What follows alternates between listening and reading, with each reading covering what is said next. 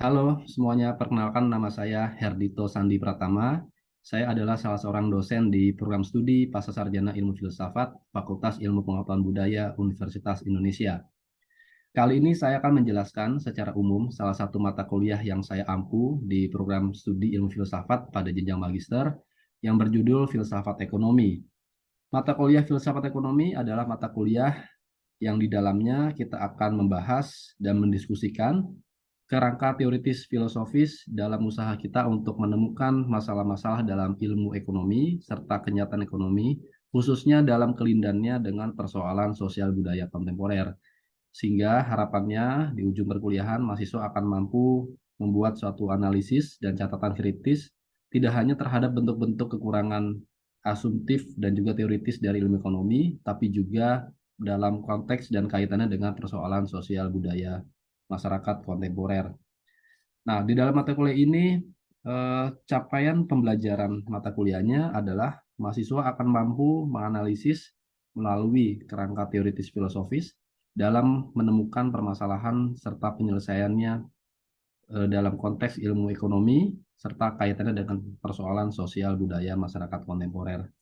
Ada sejumlah hal yang akan kita bahas di dalam perkuliahan ini, di antaranya adalah mengenai orientasi dari filsafat ekonomi. Lalu juga kita akan mendiskusikan metodologi dan justifikasi ilmu ekonomi, realisme dan kerealistikan ilmu ekonomi. Lalu kita akan membahas juga asumsi antropologis, homo economicus, dan teori pilihan rasional. Lalu kita juga akan bahas mengenai pasar, uang, dan efisiensi. Juga membahas hubungan antara ekonomi, value judgment, dan juga etika, ekonomi dan politik, ekonomi budaya dan ekologi, serta ekonomi globalisasi dan isu keadilan. Nah, seluruh perkuliahan akan diselenggarakan di dalam 14 sampai 16 pertemuan ya, dengan komponen evaluasi mencakup tugas individual 20%, lalu ujian tengah semester sebesar 30%, presentasi calon artikel ilmiah individual 10%, serta untuk komponen UAS kita mewajibkan mahasiswa menyusun artikel ilmiah terkait topik di dalam filsafat ekonomi itu sebesar 40%.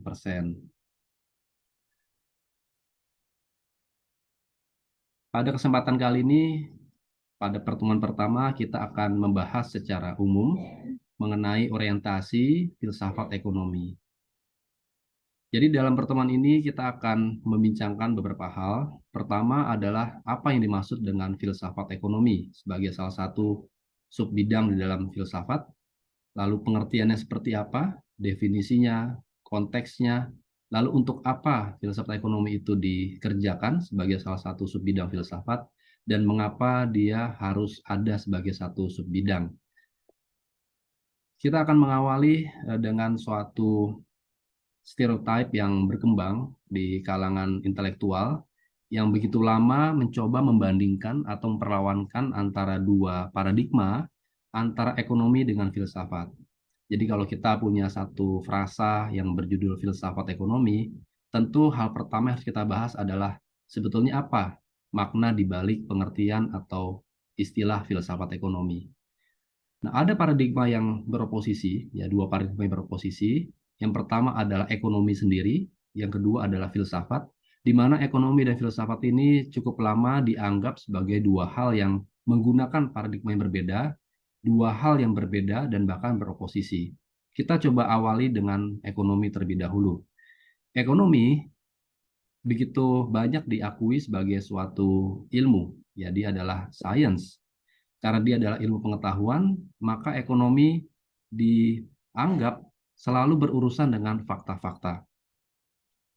Dan biasanya diekspresikan di dalam ekuasi ya, atau persamaan-persamaan, pemodelan-pemodelan, ya, kurva-kurva, diagram, dan bentuk-bentuk lainnya. Dan juga ada banyak kalangan yang meyakini bahwa ekonomi sebagai ilmu sebetulnya sangat punya komitmen terhadap sistem pasar atau dalam market system dan bisa dikatakan mendukung praktek liberalisme. Dan sebagai ilmu pengetahuan, ekonomi juga banyak diyakini merupakan suatu bidang yang value free atau bebas dari nilai karena dianggap berurusan dengan fakta-fakta saja. Nah, di sisi lain, kita juga harus melihat ada stereotip yang berkembang tentang filsafat. Ya, filsafat dianggap dia bukan ilmu pengetahuan, dia adalah induk semua ilmu, dan dia dianggap bagian dari bidang humaniora. Karena dia adalah bagian dari humaniora, maka dia tidak terlalu mirip dengan ilmu pengetahuan. Dia lebih dekat dengan seni, ya, dengan cara memaknai hidup kita. Dan filsafat banyak sekali dibayangkan sebagai satu bidang yang banyak berurusan dengan ide-ide, bukan dengan fakta. Dan para filsuf itu dianggap juga sebagai para idealis yang naif, ya, karena mereka punya normativitas terhadap realitas, ya, mereka punya pandangan yang ideal tentang realitas, dan kadangkala dianggap naif. Dan filsafat, ya, diyakini karena dia bukan ilmu pengetahuan, dia penuh dengan kesaratan nilai, jadi penuh dengan putusan-putusan nilai di dalam dirinya. Jadi kalau kita melihat stereotip semacam ini, seakan-akan ekonomi dengan filsafat adalah dua paradigma yang beroposisi. Sekurang-kurangnya mereka berbeda sangat signifikan. Nah, maka kalau ekonomi dan filsafat dianggap adalah dua hal yang bertolak belakang, maka sebetulnya bagaimana cara kita mengenalkan atau memahami istilah filsafat ekonomi? Tidakkah dua istilah itu ketika digabung menjadi filsafat ekonomi itu menjadi istilah yang kontradiktif? Ya, karena tadi latarnya adalah pandangan umum yang mengatakan bahwa baik filsafat maupun ekonomi masing-masing adalah dua paradigma yang saling beroposisi. Nah, untuk menjawab pertanyaan itu, mungkin kita harus mencermati beberapa hal. Yang pertama adalah dalam beberapa dekade belakangan, itu berkembang satu bidang atau setidaknya satu subbidang baru yang disebut sebagai happiness economics. Ya, dalam bidang ini, ekonomi digunakan untuk membincangkan mengenai persoalan happiness, ya, sebagai salah satu ekspresi dari kualitas kehidupan. Di sisi lain, yang kedua, di dalam filsafat berkembang satu bidang yang namanya formal ethics atau etika formal, di mana dalam pendekatan atau bidang ini, etika menggunakan begitu banyak pemodelan dan pendekatan yang sifatnya formal, yang biasanya ini banyak digunakan oleh para ahli logika, juga ahli matematika, dan para ekonom. Dan yang menarik adalah pada poin ketiga, sebetulnya kalau kita melihat, ya, atau membaca beberapa tokoh utama di dalam bidang ekonomi, ya, kita bisa menyebut nama-nama besar dalam bidang ilmu ekonomi seperti Adam Smith, David Hume, John Stuart Mill, Karl Marx, Stephen Keynes, Hayek, Amartya Sen, dan bahkan Aristoteles. Mereka semua adalah para ekonom, para pemikir ekonomi, dan sekaligus juga dikenal sebagai filsuf. Jadi dengan demikian sebetulnya secara historis kita melihat bahwa sebagian ekonom, bahkan para ekonom yang sebetulnya sangat signifikan di dalam bidang ekonomi, mereka juga sekaligus adalah para filsuf. Dengan demikian sebetulnya hal ini menandakan bahwa stereotip yang mengatakan bahwa ekonomi dengan filsafat adalah dua paradigma yang saling berposisi itu patut kita kritisi, ya, setidaknya patut kita cermati. Mengapa? Karena di dalam sejarah ternyata baik ekonomi maupun filsafat sebetulnya tidak seoposisi itu. Mereka adalah dua hal yang tidak saling bertolak belakang. Bahkan kalau lebih jauh mau kita dalami lagi, filsuf besar seperti Aristoteles, beliau dianggap sebagai orang pertama yang mencetuskan istilah ekonomi di dalam karyanya Nicomachean Ethics dengan istilah oikos dan nomos yang menjadi akar dari kata ekonomi, sehingga dia dirujuk sebagai seorang ekonom pertama. Sekaligus juga kita tahu Aristoteles adalah seorang filsuf besar. Dan bahkan kata ekonomi yang dia cetuskan itu ada di dalam karya dia di dalam bidang etika, ya, sebagai salah satu cabang dari bidang filsafat. Dengan kata lain, sebetulnya filsafat dan ekonomi itu tidak beroposisi. Filsafat dan ekonomi sebetulnya lahir dari pemikiran yang sama, ya, dari rahim yang sama, dan merupakan satu kesatuan, ya, karena di dalam sejarahnya ekonomi sebagai satu gagasan itu berkelindan dengan persoalan-persoalan filosofis, terutama masalah di bidang etika. Nah, mengapa kemudian di dalam perjalanan intelektual banyak sekali pihak yang kemudian mengoposisikan antara filsafat dengan ekonomi? Ya, filsafat sebagai bidang penyelidikan rasional yang spekulatif, dan ekonomi sebagai bagian dari ilmu pengetahuan. Ada satu pendapat yang mungkin perlu kita lihat dari McCloskey, di mana McCloskey mengatakan bahwa praktik modernisme lah, ya, atau modernisme lah yang menjadi dasar mengapa banyak kalangan memisahkan antara filsafat dengan ekonomi. Ya, filsafat dianggap berurusan dengan ide, ekonomi berurusan dengan fakta-fakta. Menurut McCloskey, modernisme ini mewujud di dalam dua premis atau dua pandangan. Yang pertama, premis yang mengatakan bahwa ilmu pengetahuan hanya menyelidiki fakta. Jadi ilmu hanya berurusan dengan fakta, tidak berurusan dengan spekulasi, tidak berurusan dengan nilai, ya, dengan values, dengan etika dan sebagainya. Yang kedua adalah premis yang berbunyi bahwa pengetahuan faktual, pengetahuan tentang fakta hanya dapat dipastikan, ditegakkan melalui basis observasi dan eksperimen atau percobaan. Nah, dari dua premis ini, maka kemudian ada satu pandangan yang berkembang bahwa ilmu pengetahuan berurusan dengan pernyataan yang dapat diverifikasi, bukan spekulasi yang melampaui hal-hal yang diakses oleh indera. Jadi dalam hal ini kemudian banyak kalangan kemudian memisahkan bahwa ilmu berurusan dengan what is, ya, dengan apa yang ada, sementara filsafat karena dia ada bidang spekulatif, dia berurusan dengan what ought to be, tentang apa yang seharusnya ada. Dengan kata lain, ilmu pengetahuan dianggap adalah kegiatan yang positivistik, sementara filsafat dianggap kegiatan yang normativistik. Karena filsuf itu mencoba membangun norma-norma, sementara ekonom sebagai bagian dari ilmu pengetahuan, mereka mencoba menjelaskan fakta-fakta secara positif. Nah, jadi dengan demikian, gagasan modernisme inilah yang dalam tanda kutip bertanggung jawab, yang menghasilkan pemisahan artifisial antara filsafat dengan ilmu ekonomi, dan lebih jauh lagi antara filsafat dengan ilmu pengetahuan. Padahal kita tahu di dalam sejarahnya tadi bahwa ekonomi sebagai ilmu pengetahuan dia tidak terpisahkan dengan filsafat. Nah, kemudian belakangan ini, ya terutama dalam beberapa dekade terakhir, bidang filsafat ekonomi mulai muncul dan kemudian bisa dikatakan mulai naik daun dan mulai diminati oleh banyak kalangan, baik dari para ekonom sendiri maupun dari kalangan para filsuf. Ada dua alasan yang harus kita angkat dalam hal ini. Pertama adalah alasan internal. Alasan internalnya adalah alasan yang muncul dari masing-masing bidang ini, ya dari ekonomi maupun filsafat, yaitu terjadinya pergeseran ulang di dalam dua bidang ini. Kita lihat di dalam bidang ilmu ekonomi, sebagian ekonom sudah mulai menyadari bahwa ekonomi tidak bisa dilepaskan dari value judgment. Ekonomi sebagai satu bidang ilmiah tidak bisa dilepaskan dari persoalan-persoalan mengenai nilai.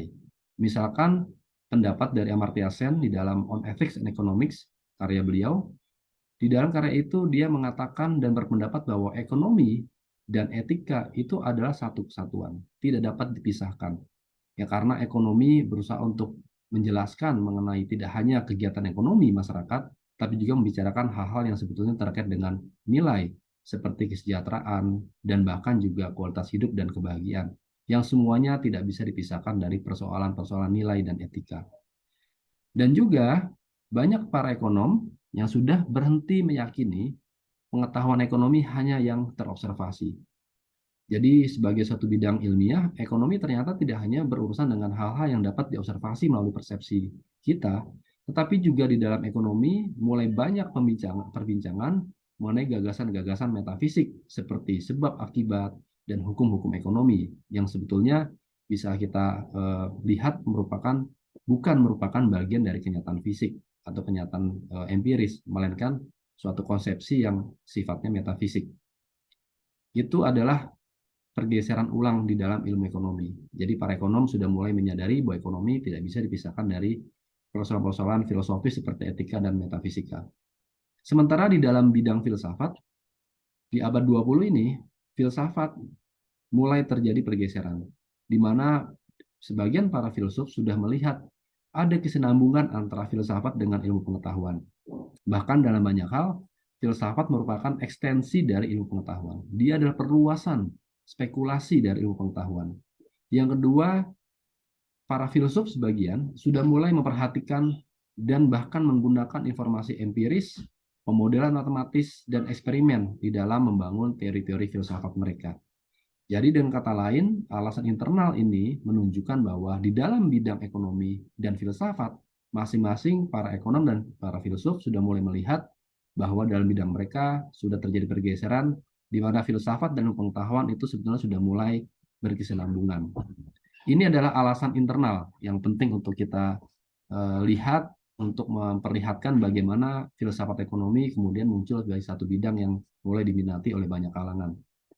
Alasan kedua adalah alasan yang eksternal, ya berupa alasan independen eksternal, yang merupakan alasan yang muncul dari luar bidang ekonomi dan filsafat, tetapi alasan-alasan eksternal ini kemudian mendorong para ekonom maupun filsuf untuk berkesinambungan lalu memunculkan satu bidang yang namanya filsafat ekonomi.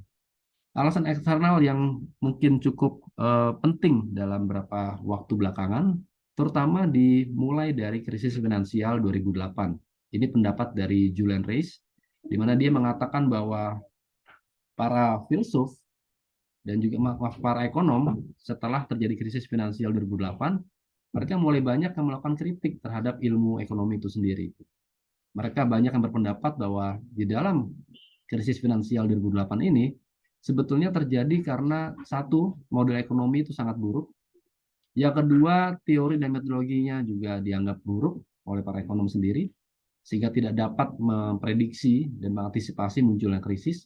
Dan yang ketiga, terutama sekali juga adalah perilaku para insan perbankan, ya karena di dalam situasi yang sudah sangat berpotensi menghasilkan krisis, ternyata masih banyak perilaku bankir yang mencoba untuk tetap mencari keuntungan di situasi yang diyakini akan menghasilkan masalah besar secara kolektif.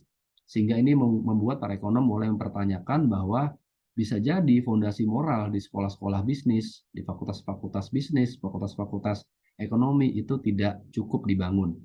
Jadi kita bisa melihat manifestasinya di dalam kurikulum filsafat fakultas ekonomi dan bisnis. Di sana barangkali bisa kita lihat bahwa porsi untuk mata kuliah atau fondasi moral itu mungkin sangat minimal, sehingga ketika mereka menjadi bankir, mereka menjadi praktisi, mereka tidak terlalu memedulikan basis moral di dalam pengambilan keputusan di dalam dunia bisnis. Dan ini peristiwa-peristiwa seperti krisis ini menandai pentingnya penelitian filsafat ekonomi sebagai wilayah riset yang signifikan secara akademik maupun praktis. Karena mulai ada desakan ya dari luar, ya dari kenyataan ya bahwa terjadi krisis itu merupakan suatu hal yang menunjukkan bahwa ada masalah tidak hanya dalam kenyataan ekonomi, tapi juga bisa jadi sangat mungkin terjadi masalah dalam tubuh ilmu ekonomi sendiri. Dan para ekonom sebagian juga menyatakan bahwa krisis ekonomi, ya krisis finansial, itu merupakan dalam tanda kutip juga adalah kegagalan ilmu ekonomi sebagai suatu disiplin. Ya karena tadi ekonomi ternyata tidak mampu untuk melakukan suatu prediksi atau bahkan antisipasi terhadap terjadinya krisis.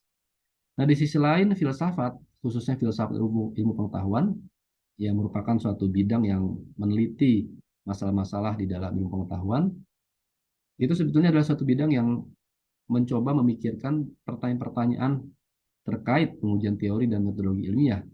Nah, jadi mulai ada